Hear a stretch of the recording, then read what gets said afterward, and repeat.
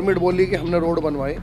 एक गोल चक्कर है हमारा मलिक नगर और आदर्श कॉलोनी के बीच में, उसको लगभग साल भर हो गया है, अभी वो अधूरा ही पड़ा हुआ है। वहाँ आए दिन एक्सीडेंट होते रहते हैं, किसी ने कभी नहीं सोचा है, किसी का पत्थर के ऊपर पहिया आ गया, वो पंचर हो गया, टायर फट गया, इस तरह के बहुत सारे वारदातें मिली। कार से जुड़ेगा आदमी तो घर में खुशहाली होगी, जब घर में खुशहाली होगी तो मोहल्ले में खुशहाली होगी, जब मोहल्ले में होगी तो कॉलोनी में, नगर के आसपास के गाँव का जो समस्याएँ हैं उनको मैं भली भांति समझता हूँ। मैंने लोगों से जनसंपर्क किया, मैंने गाँव की समस्याएं को समझा। मैं अकेला ही चला था जानिबे मंजिल, मगर लोग जुड़ते गए और कारवां बनता चला गया। ये शायरी जो है आज विधानसभा मुरादनगर के प्रत्याशी हाजी अय्यूब इदरीसी के ऊपर बिल्कुल सटीक बैठती है, क्योंकि उनकी शुरुआत हमने बिल्कुल साफ तरीके से देखी थी कि किस तरीके से अकेले ही उन्होंने अपना एक रुतबा बनाया और आज बसपा पार्टी में उनको उम्मीदवार यानी कि विधानसभा चुनाव का टिकट देकर उनको उम्मीदवार बनाया है। अब देखते हैं कि हाजी अय्यूब इदरीसी आज के इस दौर में इस शायरी को लेकर क्या कहते हैं। जी सभी को मेरी तरफ से अस्सलाम वालेकुम, नमस्कार। देखिए पत्रकार बंधु, मैं इस क्षेत्र का बासिंदा हूँ, मैं मुरादनगर को भली भांति जानता हूँ। ये मुरादनगर के आसपास के गाँव का जो समस्याएं हैं उनको मैं भली भांति समझता हूँ। मैंने लोगों से जनसंपर्क किया, मैंने गांव की समस्याएं को समझा, तो देखने को ये मिला कि कहीं चिल्ड्रन पार्क नहीं मिले, कहीं बच्चों को खेलने की व्यवस्था नहीं है, कहीं कोई मनोरंजन पार्क नहीं है, रोड की हालत खस्ता है, सर्विस रोड कहीं नहीं है। पूरे मुरादनगर के अंदर एक ही रोड है, उसी पे व्यवस्था बन रही है जाने की भी, डिवाइडर कहीं नहीं दिखाई दे रहा है, स्ट्रीट लाइटें कहीं नहीं है। और तो और जो महिलाएं बच्चे जो पढ़ने जाते हैं उनके लिए व्यवस्था नहीं है। नाली गली खड़ंजे रोड इतने टूटे हुए हैं कि बच्चे 7 बजे अपने स्कूल से निकलते हैं तो पता लगा 9 बजे पहुँचे स्कूल में, और वहाँ जाके टीचर ने बोल दिया कि आप लेट आए हैं, आप कल आना। तो इस तरीके का सामना करना पड़ रहा है जनता को। जब रोड ख़राब है हमारे तो गड्ढे में बस जाने में बहुत लेट लग जाता, गड्ढे रोड टूटा हुआ है, तो मैं समझता हूँ यहाँ पर बहुत काम करने की आवश्यकता है। इस क्षेत्र को ऊपर लाने के लिए हमें जी जान से मेहनत करनी पड़ेगी। अगर जनता ने हमारा साथ दिया और हमें विधायक बनाया तो मैं जनता की जो ज़मीनी मसले हैं, ज़मीनी उनकी परेशानियाँ हैं, दिक्कतें हैं, मैं उन सबको ख़त्म करूँगा और यहाँ पर विकास लाऊँगा।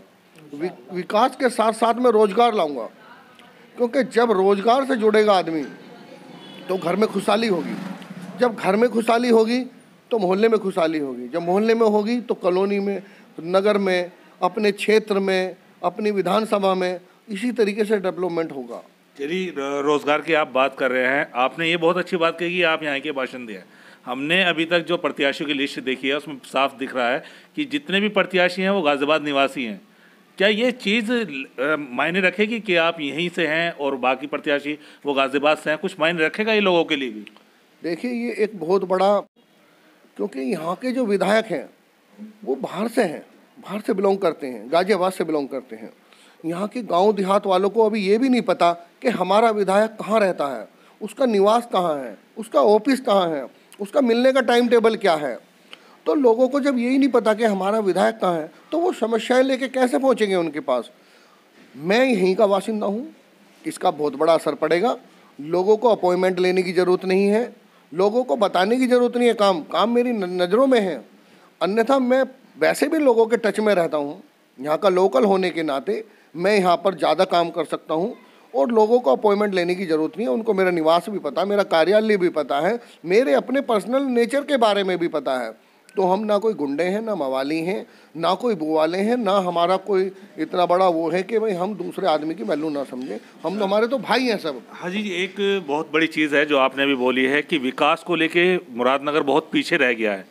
क्या लगता है कि विकास की गाथा जो विधायक बोलते रहते हैं कि हमने सड़क भी बनाई है, स्ट्रीट लाइट भी दी है, सारी चीज़ बोली है, क्या लगता है कि क्योंकि काफ़ी चीज़ एक मुरादनगर पे जो कलंक है, एक बहुत बड़ा हादसा हुआ शमशान घाट, मुरादनगर शमशान घाट का जो हादसा था वो इस विधायक निधि में हुआ था जो अजीत पाल त्यागी थे।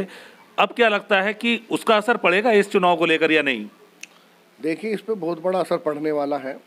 पहले तो मैं आपको रोड के बारे में बता देता हूँ। एक जो गवर्नमेंट बोली कि हमने रोड बनवाए, एक गोल चक्कर है हमारा मलिक नगर और आदर्श कॉलोनी के बीच में, उसको लगभग साल भर हो गया है, अभी वो अधूरा ही पड़ा हुआ है।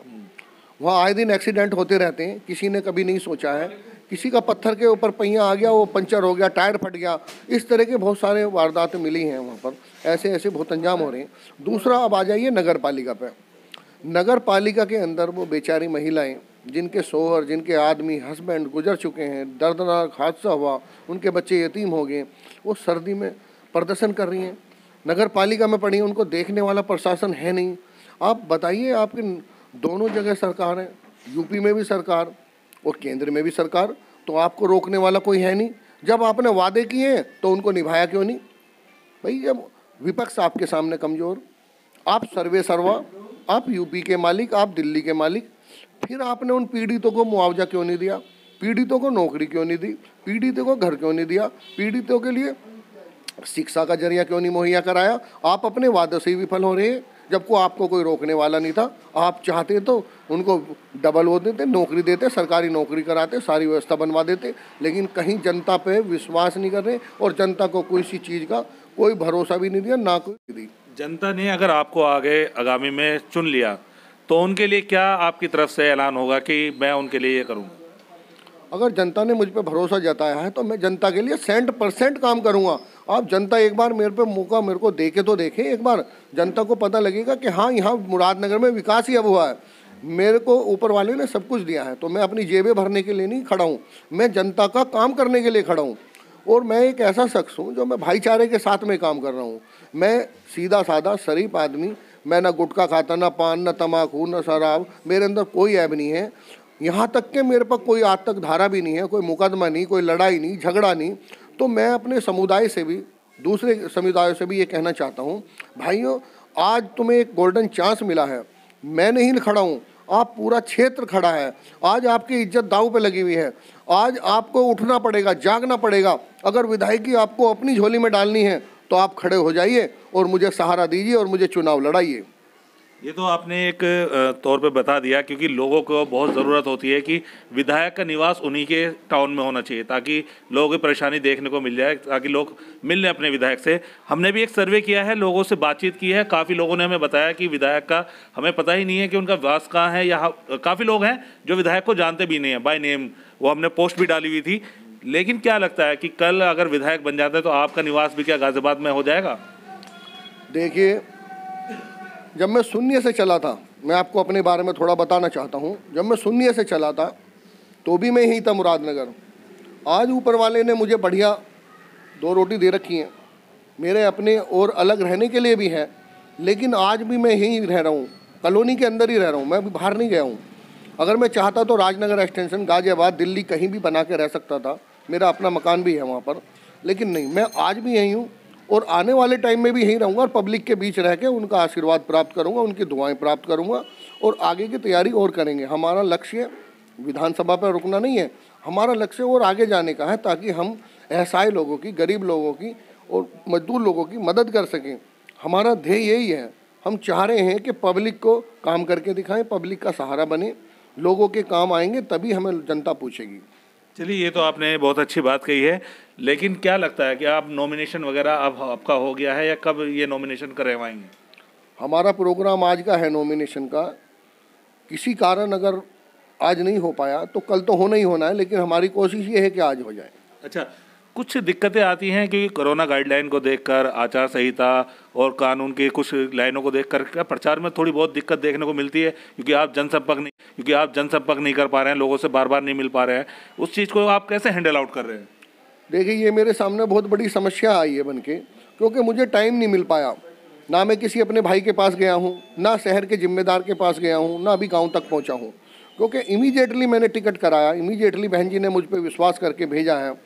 तो ना मेरे को बोर्ड बैनर लगाने का मौका मिला, ना किसी के पास जाने का मौका मिला अभी तक, क्योंकि मैं अपनी कागजी कार्रवाई में लगा रहा, पहले टिकट के चक्कर में लगा रहा।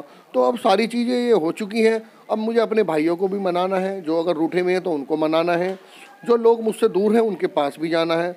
तो मैं ये करता हूँ, अहद करता हूँ कि मैं घर घर जाऊँगा, लोगों से मिलूँगा और अपने भाइयों को एक प्लेटफॉर्म पर लाऊँगा। जितने भी समुदाय के अगर कोई मुझसे नाराज़ भी हो उनको भी मनाने का काम करूँगा। तो इसमें कहीं कोई दो राय नहीं है। कि मुझे टाइम बहुत कम मिला, इसलिए मैं पब्लिक से भी क्षमा चाहता हूँ और जनता से, अपने भाइयों से, तमाम मेरे भाई बुजुर्ग जो मेरे बड़े हैं उन सबसे मैं क्षमा चाहता हूँ, माफ़ी चाहता हूँ कि मैं आपके पास अभी तक नहीं पहुँच पाया। इसको दिल से ना लगाएं और बुरा ना मानें, ये काम आपका है, मैंने आपको ला के दे दिया टिकट, लड़ाना काम मेरे भाइयों का, मेरे बुजुर्गों का, मेरे बड़े मोजीज आदमियों का है। तो इसके लिए मैं सभी का शुक्र अदा करना चाहता हूँ। तो ये थे हाजी अय्यूब इदरीसी, जिन्होंने बिल्कुल साफ तौर पे कह दिया कि चुनाव जो है वो मेरा खुद का अकेले का नहीं है, ये पूरी आवाम का है। अब देखने की बात ये होगी कि आवाम कितना इनको पसंद करती है, क्योंकि काफ़ी मुद्दे हैं जिनको लेकर आवाम जो है चाहती है कि नए विधायक के साथ उनका पैचअप इस तरह से रहे। राहिल कस्सार के साथ अफशार ul Haq, prime media news, Ghaziabad.